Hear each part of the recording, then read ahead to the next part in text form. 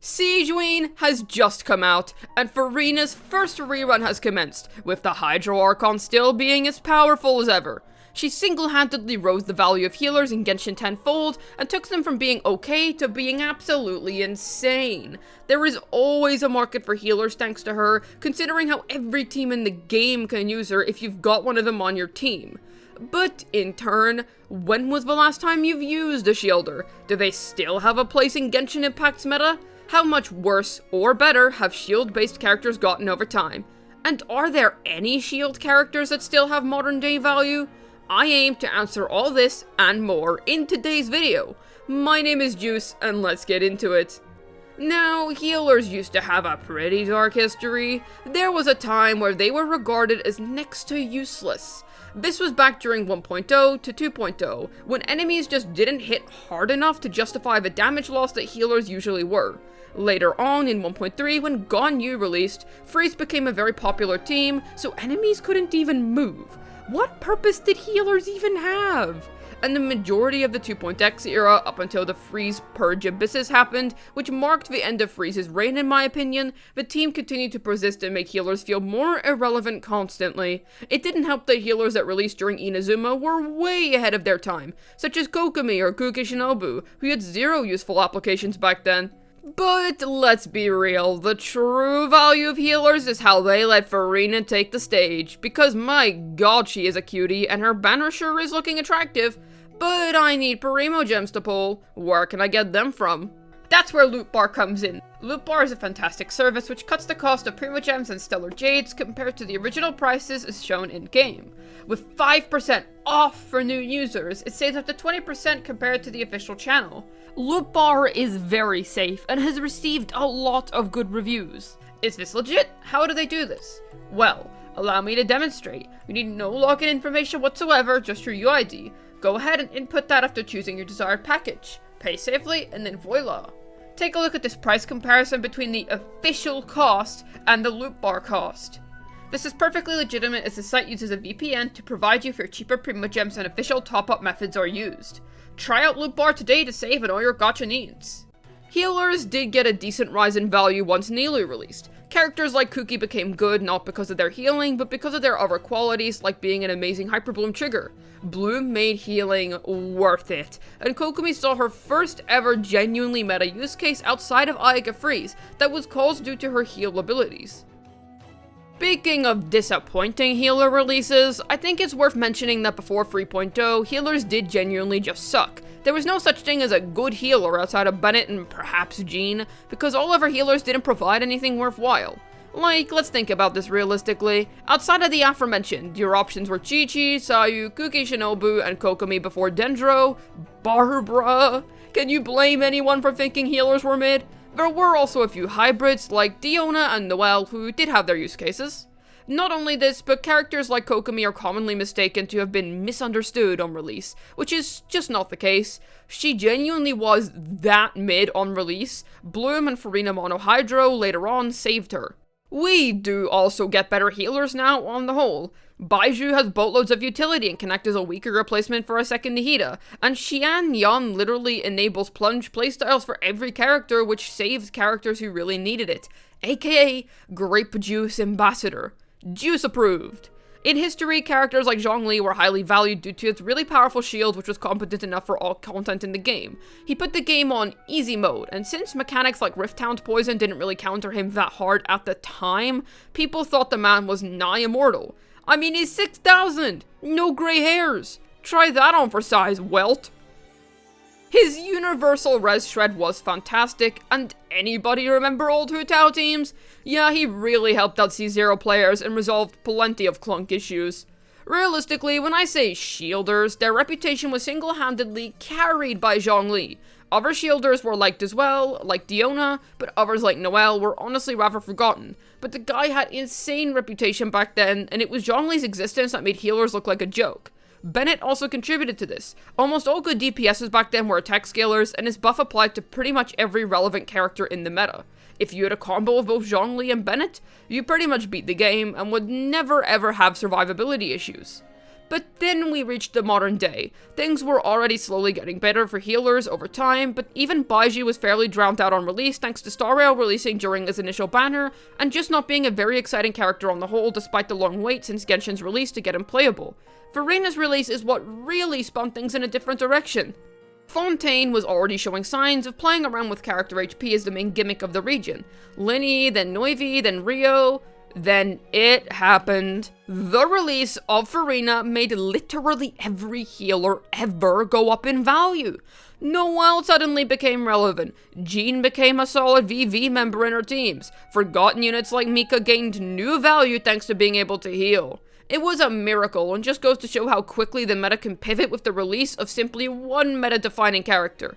Zhongli's value was already descending throughout the Dendro meta, but this was starting to seal that deal more. Healers were always valuable. Granted, he still has value playing with a C0 Noivy, but Baizhu is better as he keeps up with his HP drain and gain, and Charlotte is viable too for a Noivy Charlotte freeze. There are other methods of keeping Noivelet safe. Bennett was also starting to become much less of a necessity during the Dendro era's reign, but with all the powerful new characters who didn't need him so much anymore, other healers began to share the spotlight with him as more kits came.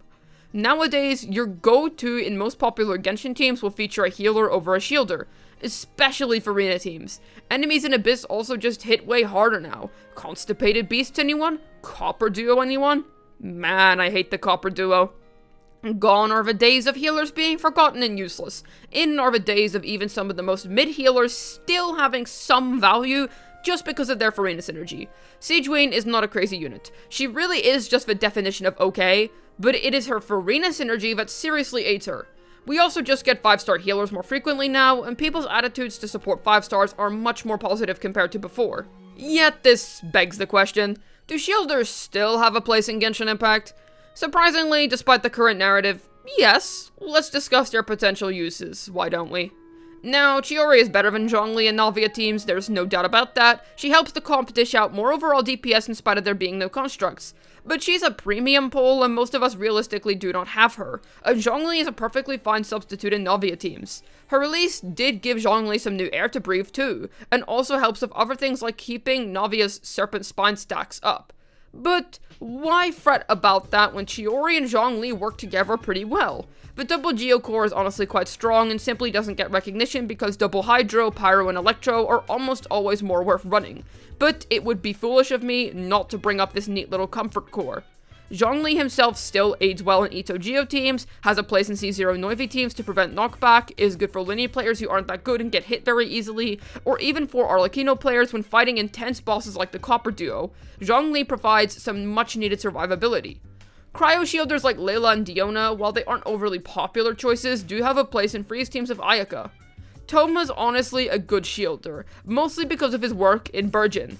He protects from the self-damaging cores, and to date is still your best bet if you want to dish out Pyro, Hydro, Dendro madness. He can also work in Chlorand Overload teams, which is a nice bonus, but he isn't going to be your strongest bet there. Keep that in mind. Also, his C6 is good for Hu Tao teams, but people rarely run them together nowadays due to alternative options. Noelle is really good, but that's more because of her healing than her shielding, but it is still a nice part of her utility. Same goes for Baizhu. These guys are more on the healing end, which is why I'm not pairing them as closely with the others. Kirara is a solid 4-star alternative to other Dendro units and Aggravate teams, and it's on the whole nice and serviceable. Also, Hyperbox! C4 Yanfei, while niche, can work in Linear Monopyro and Hu Tao teams. Beidou doesn't create a traditional shield per se, but I wanted to bring her up in case somebody wanted to hear me discuss her. Mostly just a good character to slot in place official and aggravate teams when you're facing against heavy AoE. Also pretty good in Taser. And finally, Xinyan is still pretty meh, but you can play around Monopyro and she will do some solid work for you. So from this, we can gather a few things. A, Shielders is pushing it a bit. It's mostly just Zhongli who was really good. B, they still have a place, but they are usually used as a weaker alternative to a healer who could not only provide sustenance to the comp, but also something more. C, most of these characters have a damage-based substitute. Think Rosaria over Diona or Layla in an Ayaka team, for example. Also, some old teams our shielders used to be best in slot, they have seen replacement with a healer. Hu Tao, Xingqiu, Yalan, Zhongli. Now if you close your eyes. Xiao, Farazan, Bennett, Zhongli. Now if you close your eyes. You get the point. Yes, by technicality, they have a place in solid teams, but they are never best in slot. In fact, it's almost always been this way. But other options weren't as drastic of an upgrade before, or the opportunity cost was too high, like swapping Zhongli out for Sucrose or Kazuha in a traditional Tau double Hydro team. But you also have to consider the actual player. You! Let's take Linny as an example. Furina Vape Linny is super good if you can execute the team, but it really falls off if you can't. Kazuha is used in this team, but simply using Zhongli may be a damage increase for people who simply aren't as good, and that's okay. Or even Arlecchino. Let's say you're struggling to survive against the Coppers. You'll clear with so much less stress using Zhongli as opposed to trying to force Kazuha and then end up dying 1 bajillion times. It's honestly a reasonable move. Characters like Wanderer can benefit from Shielders, giving them a more comfortable clear as well. At the end of the day, we all have places to be and people to see. And if you have nobody to see, then maybe join my Discord and meet a few folks. But anyways, not everyone has the time to fully optimize getting a 10-second Linny clear. Some people do just want an easy cop-out, and that's fine. Not to mention variables. When I write these videos, I always assume the hypothetical player at hand has good internet and enough skill, but that's just not the case. You at home, maybe you play on a crappy old phone with 0 storage and your game lags a lot. Maybe you play on an iPad or a PS4 and the controls are too finicky. Maybe your internet is from the Stone Age. Maybe you're exhausted after a long day, after work or school. Maybe you have physical issues that prevent you from playing at your peak. So here's the thing, objectively speaking, when we look in a sanitized vacuum, Shielders have little value, but when we remember that actual humans are controlling these characters and that a majority of the Genshin player base is casual, there is a lot of subjective nuance to be had. So, what does this mean for the future? Not one is gonna tell us. The meta is literally always changing. One character release was enough to absolutely flip the script when it came to this whole debacle. Tabling the turns. As of now, healers are not only significantly stronger thanks to Furina, but the characters themselves are just getting better. Now, Sigewinne is a more disappointing release, I'll admit. She's really just an average unit with no stellar, outstanding qualities, but consider how a character like her would have been irredeemable garbage pre-Furina. It's only because healers have demand now that she can even survive to the point of simply being mid. I don't know about you, but hot garbage to mid is a decent save in my opinion. This all also hinges on how much longer Furina reigns over the meta. If she continues to preside even in that one, and transformatives don't totally take over which Furina can't buff, then yeah, healers will only continue to rise up in strength. Murata also matters a lot. These cultural shifts in terms of the meta always happen when an Archon is released. Naturally. So her release will also dictate whether healers or shielders will win this war. Healers may have won the current battle, and shielders in the past. But Genshin's meta is highly unpredictable as we've seen time and time again. I'll be sitting here, waiting with great interest.